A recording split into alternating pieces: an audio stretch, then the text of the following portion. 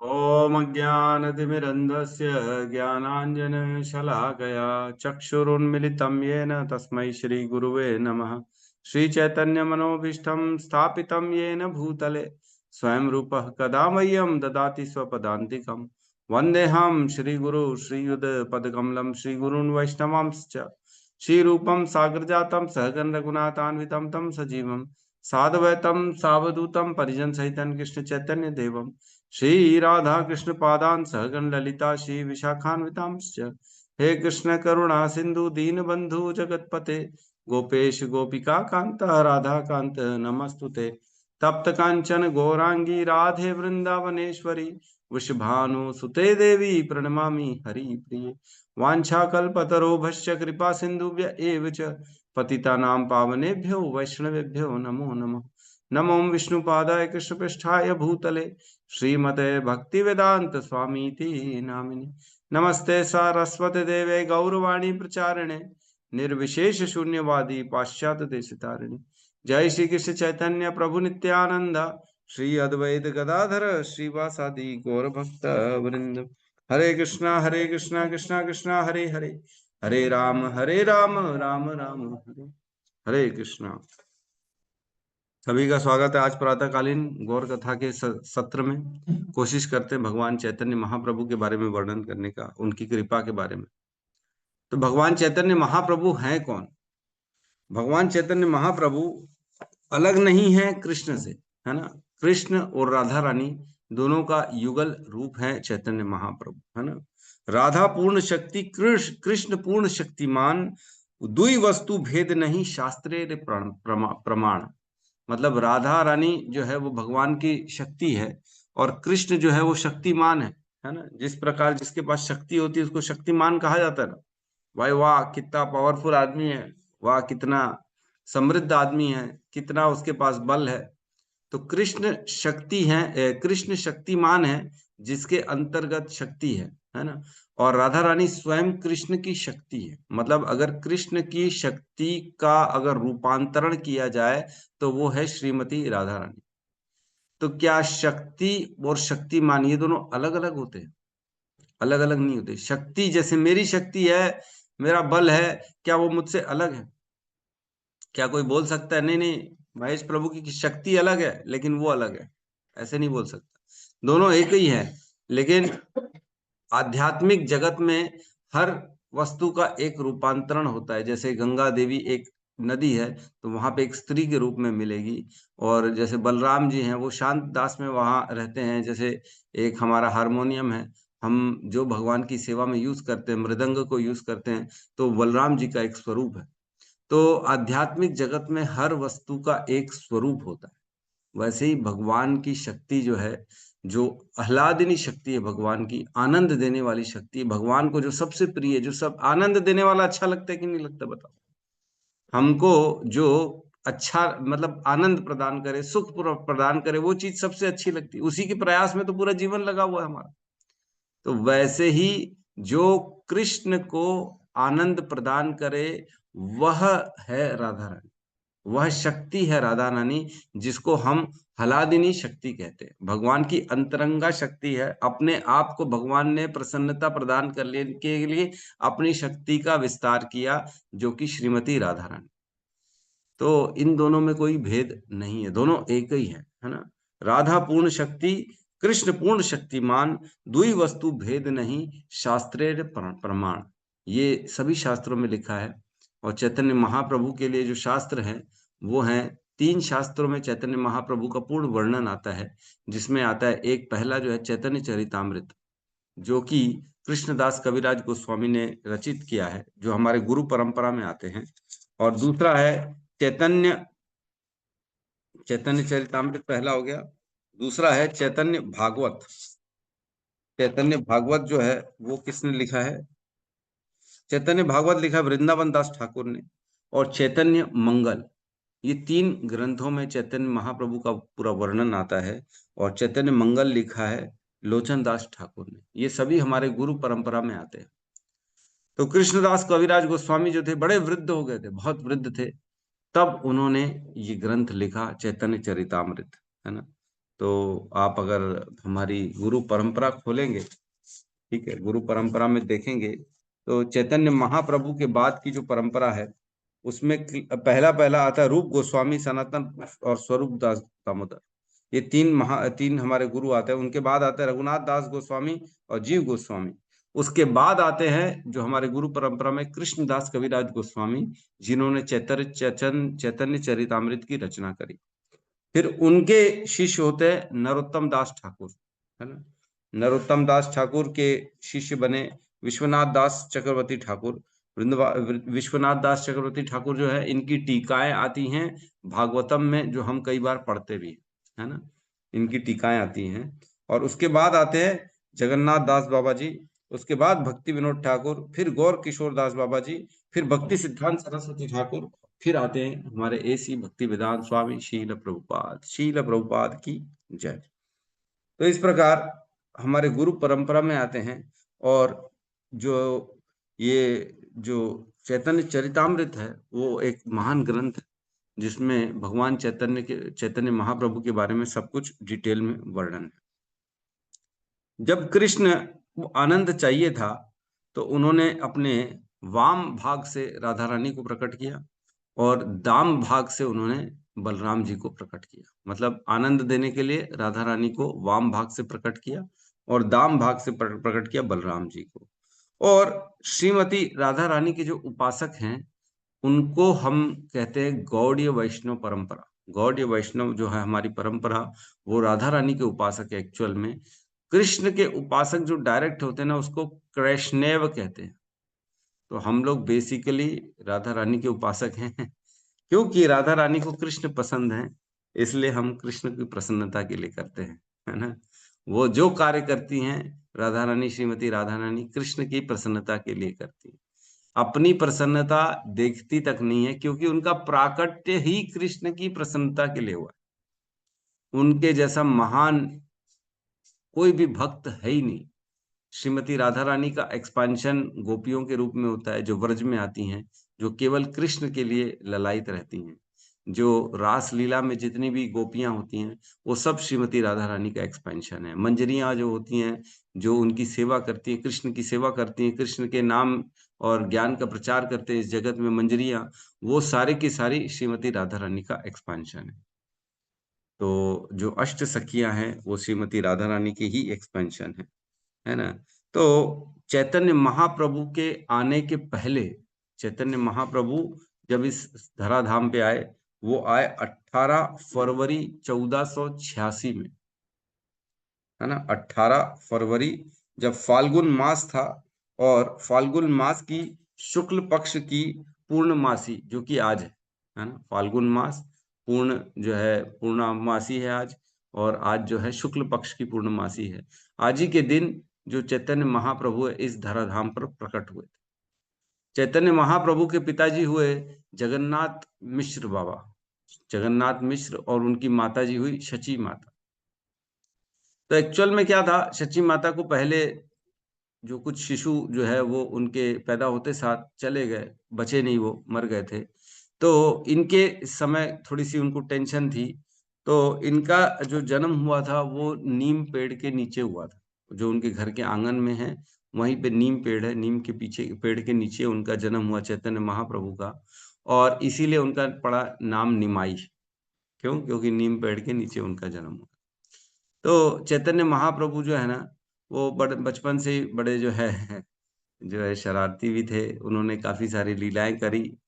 24 साल तक जो है वो अपने पिताजी माताजी के साथ वहीं पे रहे, नवदीप धाम में। उनका प्राकट्य नवदीप धाम में हुआ, जहां 9 दीपों का समूह है ना। कलकत्ता के पास नवदीप धाम, जहाँ पे मायापुर जिसको कहते हैं, वहां पे 9 द्वीप अलग अलग हैं, बीच में से पूरा गंगा बहती है। तो ऐसी जगह में उन्होंने अपना जो है अवतरण लिया। कहते हैं नवदीप की रचना श्रीमती राधा रानी ने करी है। नवदीप धाम जो है वो भी एक धाम है, धाम से परे नहीं है, उसको कभी भी हमको कम आंकना नहीं चाहिए। जो भी जाता है नवदीप धाम में, उसको धामवास का फल मिलता है। बल्कि शास्त्र में तो ऐसा भी कहा जाता है कि जो धाम होता है, सपोज करो वृंदावन जाएंगे, और वहां धाम में कोई भी कार्य करेंगे तो एक कार्य का 1000 गुना फल मिलता है। कोई अच्छा कार्य करेंगे, सपोज करो एक नाम जप कर लिया आपने, 16 माला कर ली, तो कितना फल मिलेगा? 16,000 माला का फल मिलेगा, है कि नहीं?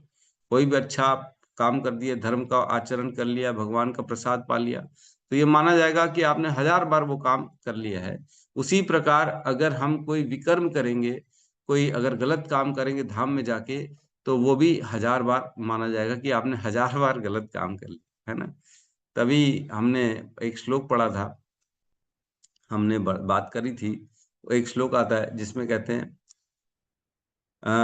अन्यत कृत्य, अन्यत, क्या श्लोक था, किसी को याद है? मैं भूल रहा हूँ। अन्यत क्षेत्रे कृतम पापम पुण्य क्षेत्रे विनश्यति, है ना? पुण्य क्षेत्रे कृतम पापम वज्रलेपो भविष्यति, ये श्लोक है ना?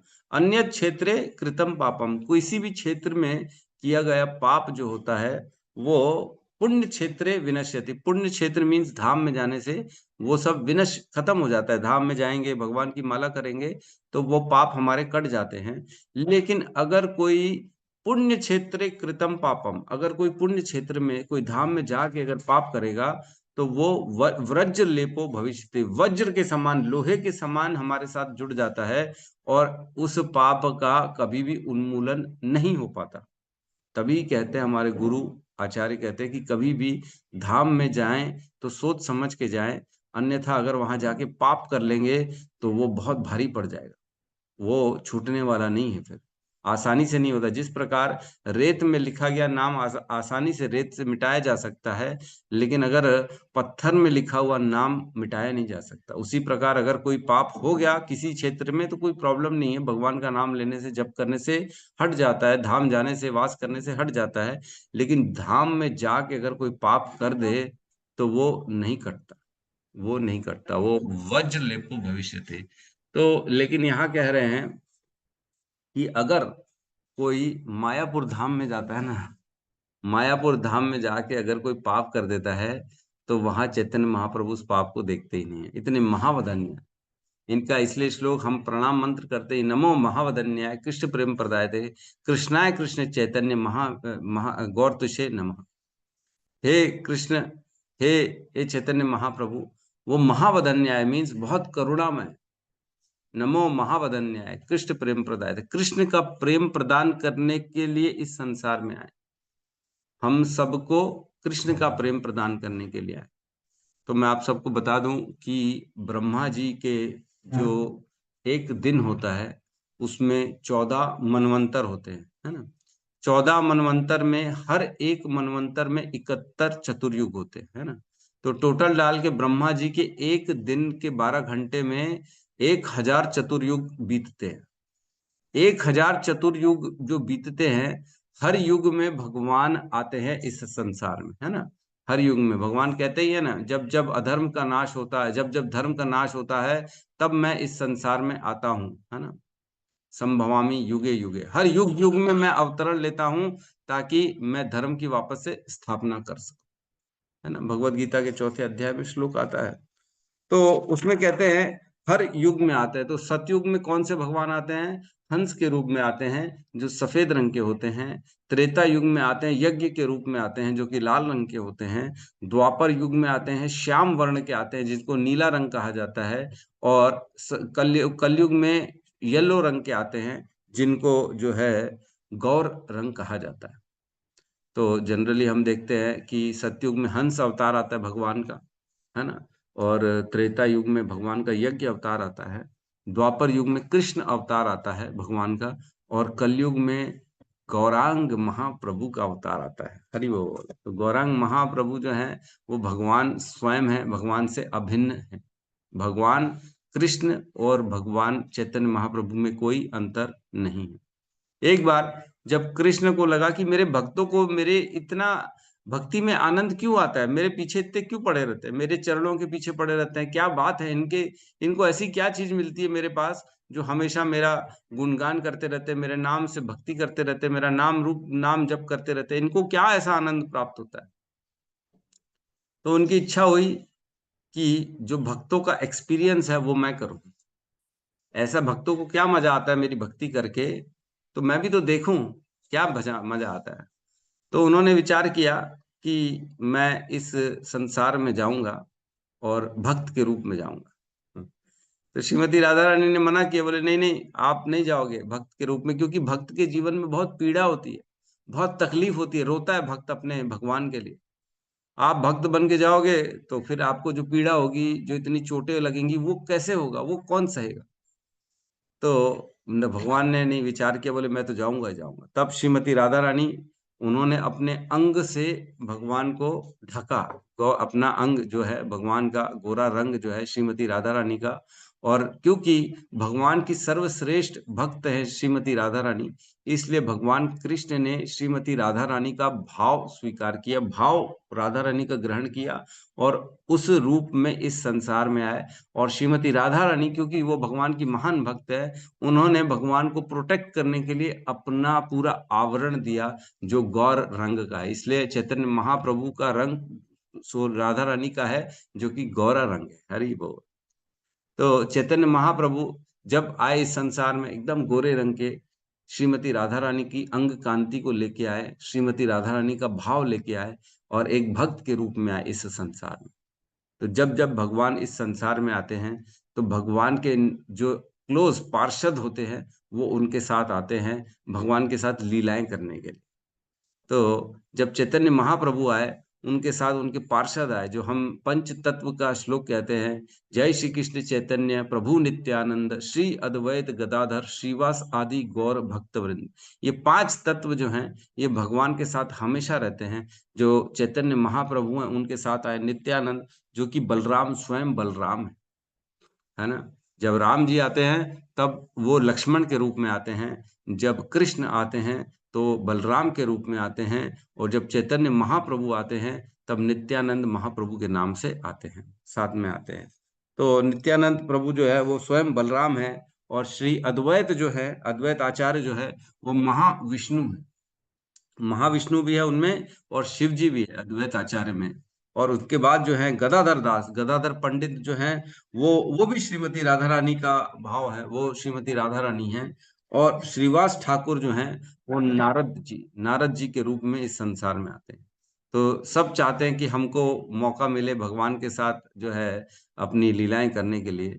ब्रह्मा जी जो है, उनका भी विचार हुआ मैं भी जाऊं, भगवान की सेवा करूं, भगवान का संग प्राप्त करूं। तो ब्रह्मा जी जो आए, क्योंकि उन्होंने द्वापर द्वापर युग में जब कृष्ण आए थे, तब उन्होंने लीला करी थी, ब्रह्म विमोहन लीला, जिसमें भगवान के बच्चों, भगवान के दोस्तों को चुरा लिया था, गैयों गैयों को चुरा लिया था। और जब भगवान के पास दोबारा आए थे, तो भगवान ने वैसे तो उनको माफ कर दिया, लेकिन ब्रह्मा जी बड़े अंदर विचलित हो गए कि नहीं, मैं भगवान के साथ मैंने गलत कर लिया, अब मेरे को इनकी सेवा करनी है, कैसे करूं कैसे करूं। तो ये भाव उनके मन में था ब्रह्मा जी के। तो ब्रह्मा जी, जब उनको पता पड़ा कि चैतन्य महाप्रभु के रूप में कृष्ण इस धराधाम पे जाएंगे, तो वो पीछे पीछे आ गए, और उन्होंने जो है नामाचार शील हरिदास ठाकुर के रूप में इस संसार में आए। हरि बोल। तो नामाचार शील हरिदास ठाकुर, वो एक यवन खानदान में उत्पन्न हुए, मुसलमान खानदान में। क्योंकि ब्रह्मा जी जो है वो प्रायश्चित करना चाहते थे, उनसे जो गलती हो गई थी उसका प्रायश्चित करना चाहते थे, इसलिए वो ऐसी जगह को चुना, उन्होंने एक यवन खानदान को अपने लिए चुना, जहां उनको बहुत तकलीफ मिली। जैसे भगवान का नाम प्रचार किया उन्होंने, भगवान का नाम जब करते थे, उनको इतना तकलीफ हुई, इतना उनको मारा गया, 22 बाजार में उनको मारा गया, कोड़े ही कोड़े मारे गए। क्यों? क्योंकि ब्रह्मा जी चाहते थे कि मेरे प्रभु का नाम की यश हो, प्रभु मेरे भगवान जिनके प्रति मैंने एक गलती कर दी थी, अब प्रायश्चित का समय आया है, मैं उनके नाम का आश्रय लूंगा और उन्हीं का आश्रय लूंगा। इस भाव से ब्रह्मा जी इस संसार में आए, जो है नामाचार्य बने, फिर आगे चल के वो हमारे जो हरिदास ठाकुर हैं।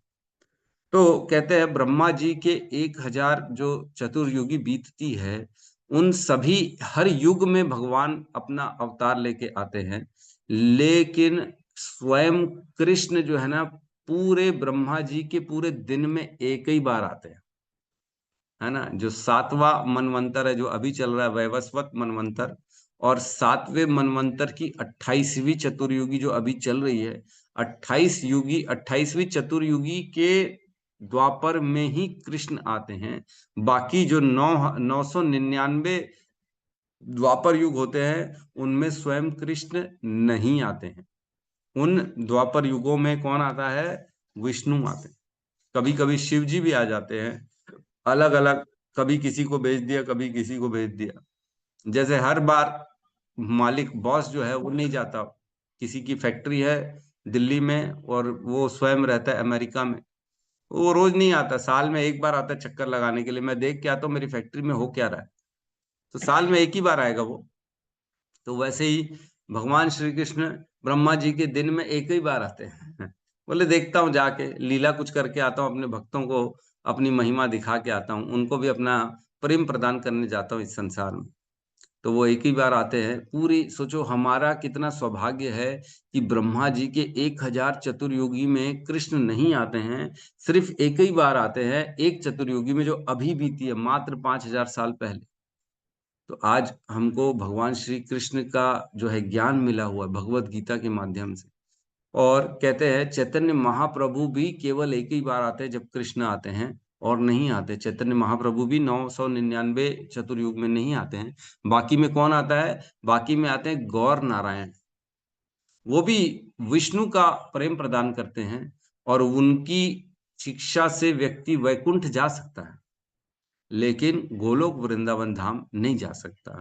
तो हमारा ये सौभाग्य है कि हम चैतन्य महाप्रभु के बताए हुए जो उनकी शिक्षा है, जो चैतन्य महाप्रभु आए उन्होंने ही इस हरे कृष्ण महामंत्र का उद्घोष किया। उन्होंने ही ये मंत्र दिया हम सबको, ताकि हम भगवान के धाम जो गोलोक वृंदावन है, जो कृष्ण के प्रेम, कृष्ण के चरणों में प्रेम है, वो इसी मंत्र के माध्यम से मिल सकता है। तो कहते हैं, तो चैतन्य महाप्रभु के अंदर तो दोनों हो गए, राधा रानी भी हो गए, कृष्ण भी हो गए। तो जब हम कृष्ण कृष्ण करते हैं तो राधा रानी प्रसन्न होती है, लेकिन कृष्ण नाराज होते हैं। कृष्ण बोलते हैं मेरा नाम क्यों ले रहे हो, राधा रानी का नाम लो। तो कृष्ण को पसंद नहीं आता है कृष्ण कृष्ण नाम लेना। लेकिन जब राधा रानी का हम नाम लेते, राधा राधा राधा राधा राधा राधा राधा राधा, तो कृष्ण को तो पसंद आता है लेकिन राधा रानी को पसंद नहीं आता। राधा रानी बोलती मेरा नाम क्यों ले रहे हो, मेरे मेरे प्रभु कृष्ण का नाम लो जो मुझे अति प्रिय है, मेरा नाम मत लो। तो दुविधा में पड़ जाता है व्यक्ति की नाम किसका ले, कृष्ण का ले तो कृष्ण को अच्छा नहीं लगता कि राधा का नाम नहीं ले रहे हो, और राधा का नाम लो तो कृष्ण को अच्छा तो लगता है लेकिन राधा रानी को अच्छा नहीं लगता कि तुम मेरा नाम ले रहे हो। तो इसका सल्यूशन चैतन्य महाप्रभु ने दिया, और उन्होंने हमें हरे कृष्ण महामंत्र दिया, जिसमें हरे कृष्णा कृष्णा कृष्णा हरे हरे, हरे राम राम राम हरे हरे, दोनों का नाम आता है। हरे मीन्स राधा रानी और कृष्ण मीन्स कृष्ण।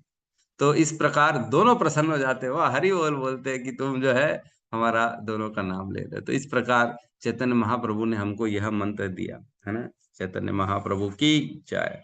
तो जो चैतन्य महाप्रभु के बताए हुए मार्ग पे चलता है उसे तत्क्षण भगवान कृष्ण की कृपा मिलती है। और जो चैतन्य महाप्रभु है वो तो करुणा का अवतार है। उन्होंने जो है पतित से पतित, बहुत हरि मतलब एकदम गिरे से गिरे हुए व्यक्तियों को भी कृष्ण का प्रेम प्रदान किया। कृष्ण कहते हैं सर्वधर्मान परित्यज्य मामेकम शरणम व्रज अहम त्वम सर्व पापेभ्यो मोक्षयिष्यामि मा शुचा। जो मेरी शरण में आएगा मैं उस पे कृपा करूंगा, उसको पाप मुक्त कर दूंगा। लेकिन चैतन्य महाप्रभु कहते हैं जो ये मंत्र लेगा वो उसका मैं उद्धार करा दूं। तो चैतन्य महाप्रभु के लिए केवल हमको हाथ उठा के और भगवान का नाम जप करना है, उसी से चैतन्य महाप्रभु प्रसन्न हो जाते हैं। तो कृष्ण है सागर समान, सागर में जाना पड़ेगा, सागर का अगर आपको आनंद लेना है। लेकिन चैतन्य महाप्रभु तो स्वयं हर कहीं इस सागर का वितरण कर रहे हैं, जो सीमाओं से बंधा हुआ नहीं, हर कहीं प्रवेश कर रहा है ये सागर। हर किसी के पास, हर घर घर में जा रहा है ये, नाम जप करने से केवल जाना पड़ेगा। लेकिन कृष्ण के लिए तो आपको सब कुछ त्याग करना पड़ेगा। चैतन्य महाप्रभु कहते हैं नहीं नहीं, केवल कृष्ण का जो नाम लेगा, जो इस महामंत्र का नाम लेगा, उस पर मैं कृपा कर दूंगा। पतित से पतित जो है जगाई मधाई, जो नवदीप धाम में महापतित थे, जो चुन चुन के ऐसे काम करते थे जो कि जो भी हमारे वेदों में, शास्त्रों में जो वर्ण मना किया हुआ कार्य है, वो चुन चुन के काम करते थे। किसी का मर्डर करना, किसी के घर में आग लगाना, किसी की चोरी करना, बच्चों का किडनैपिंग करना, ये सारा काम करते थे। ऐसे जगाई मधाई का भी उद्धार किया किसने? चैतन्य महाप्रभु ने। तो जब नित्यानंद जो प्रभु से मुलाकात हुई, तब नित्यानंद प्रभु को जो है इनसे झड़प हो गई। नित्यानंद महाप्रभु उनको बोले, बोलो कृष्ण गौर चंद्र बोलो, गौरांग बोलो। तो उन्होंने उठा के उनके साथ झगड़ा कर लिया, और उसके कारण नित्यानंद प्रभु को चोट लग गई। तो जब चैतन्य महाप्रभु को पता पड़ा कि नित्यानंद मेरे प्रिय नित्यानंद की साथ झड़प हो गई है और उनको जो है चोट लग गई है, तब वो क्रोधित हो गए और उन्होंने अपना सुदर्शन चक्र बुला लिया कि बोले मैं इनका वध कर दूंगा। तब नित्यानंद महाप्रभु ने उनके पैर पकड़ लिए कि नहीं नहीं निताई निमाई, आप गौरांग ये नहीं कर सकते। इस युग में तो आप महावदन्य, केवल कृपा देने के लिए आए हो, आप लड़ाई करने के लिए नहीं आए हो, किसी का वध करने के लिए नहीं आए हो, इसलिए आप इन पे कृपा करो। तो चैतन्य महाप्रभु ने उन पे जगाई मदाई पे भी कृपा कर दी, उनका वध नहीं किया और उनको कृष्ण प्रेम प्रदान कर दिया, उनको महाभागवत बना दिया। और वो जगदानंद पंडित और एक और नाम है, क्या नाम है उनका, उस नाम से विख्यात हो गए। जो लोगों की चोरी डकैती करते थे, लोगों को मारते थे, लोगों को पैसा छीनते थे, वो क्या करने लगे अगले दिन से? वो जाके जहां वो बोले अब हम कैसे इतना पाप कर लिए हैं, अपने आप को कैसे पवित्र करें? तो वो जो पहले लोग सब नदी में जाते थे स्नान करने के लिए, तो वहां पे घाट बने हुए थे नवदीप धाम में। तो पहले जगाई मधाई उन घाटों की सफाई करते थे पूरी, कि यहाँ से वैष्णव भगवान के भक्त लोग जाएंगे तो यहाँ पूर्ण रूप से सफाई होनी चाहिए, पूरा साफ करते थे घाट, ताकि वो भगवान की सेवा कर सकें। और इस प्रकार उन्होंने फिर भगवान की कृपा प्राप्त।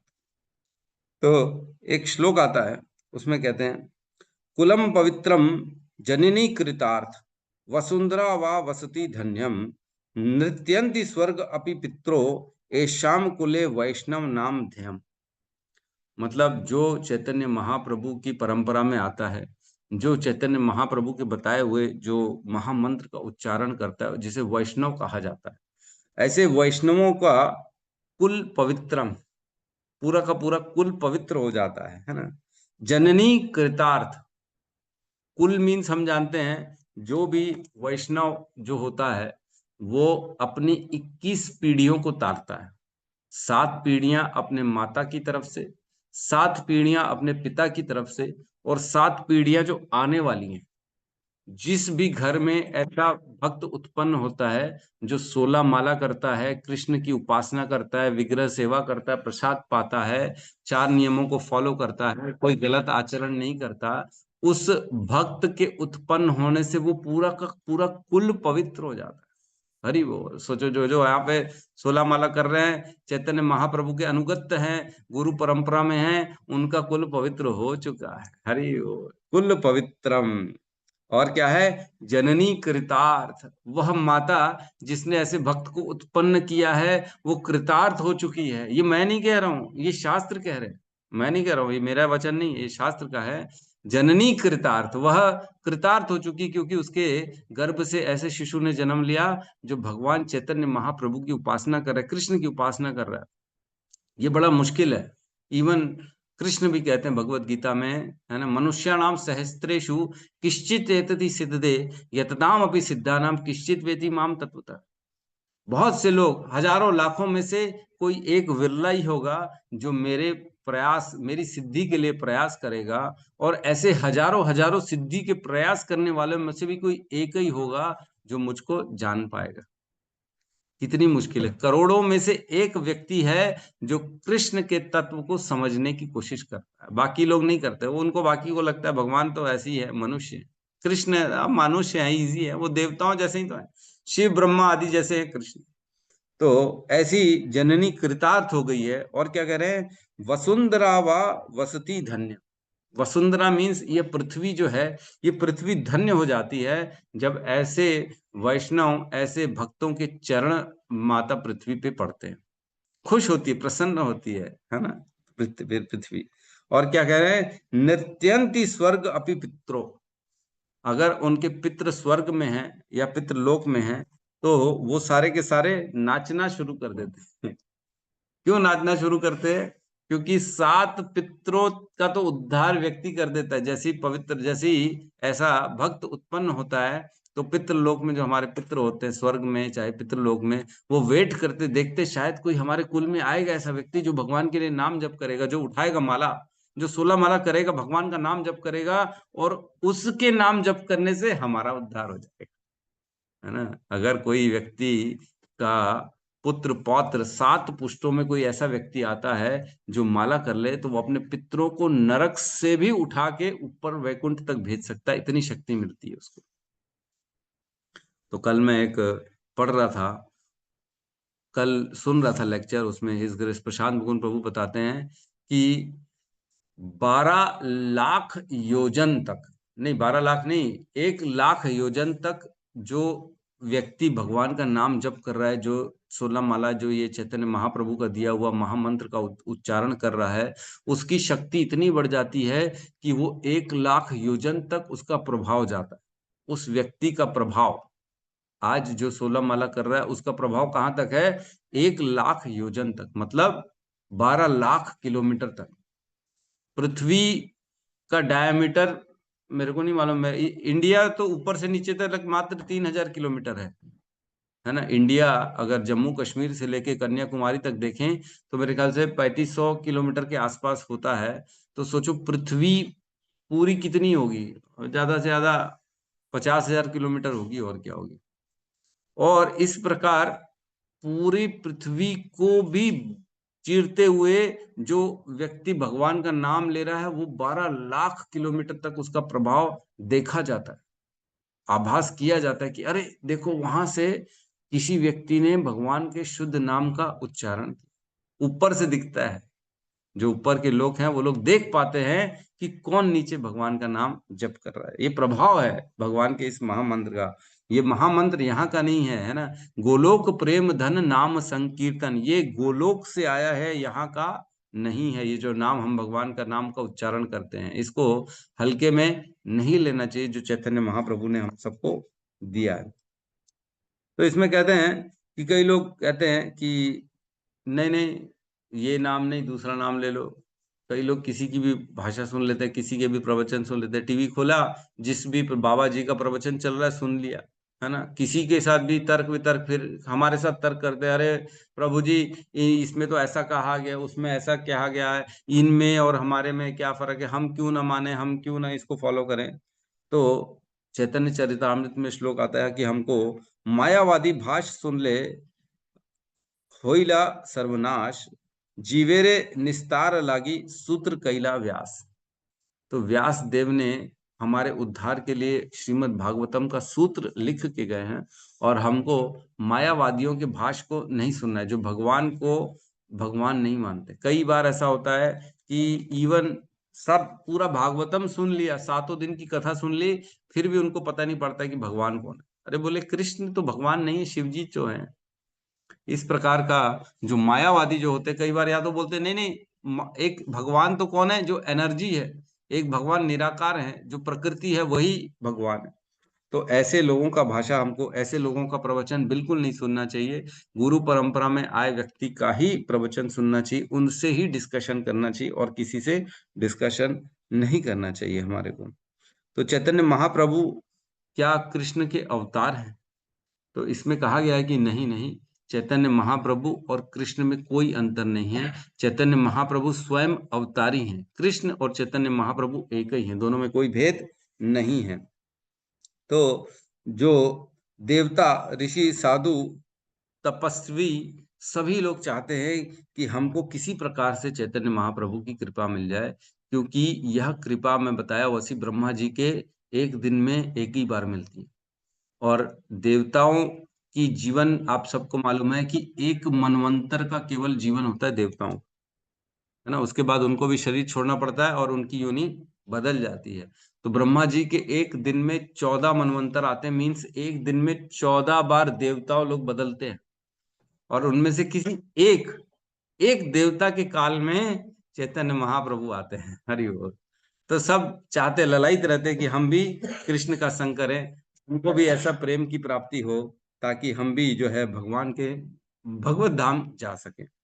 तो चैतन्य महाप्रभु भगवान का व्रज भक्ति का जो है प्रचार करते हैं, व्रज भक्ति, वृंदावन भक्ति का। और जो दूसरे आते, गौर नारायण जब आते हैं, भगवान चैतन्य महाप्रभु जब नहीं आते तब गौर नारायण आते हैं और वो विष्णु का प्रचार करते, तब वैकुंठ में जाया जाता है। और चैतन्य महाप्रभु जो प्रचार करते हैं उससे हम डायरेक्ट गोलोक वृंदावन जा सकते हैं। ठीक है, तो और तो बहुत कुछ है, लेकिन क्योंकि समय का अभाव है, हमको जाना पड़ेगा। आज जो है दीक्षा है, बता रहे प्रभु 8 बजे से कार्यक्रम चालू है, तो हम आज यहीं पे अभी क्लास को क्लोज करते हैं। वहां से 2-3 मैंने कथाएं निकाल के रखी थी, श्रीवास पंडित की, केशव कश्मीरी की, और एक वनमाली की। तो अब हम उस पर चर्चा नहीं कर पाएंगे क्योंकि समय का अभाव है। ठीक है, हरे कृष्णा कृष्णा हरे कृष्णा कृष्ण कृष्ण हरे हरे राम हरे राम हरे राम राम राम राम हरे राम राम। हरे समस्त भक्त वृंद की जय। जय जगत गुरु श्रील प्रभुपाद की पाद जय। की जय जय गौर प्रेमानंदे, हरि हरि मनंदे बोल। हरि हरि बोल हरि हरि बोल हरे कृष्ण गौरी प्रणाम। दंडवत हरे प्रणाम। कृष्णा प्रभु जी, हरे कृष्णा प्रभु जी, हरे दंडवत कृष्णा प्रणाम, प्रभु आपका जी, बहुत बहुत दंडवत प्रणाम। धन्यवाद प्रभु जी।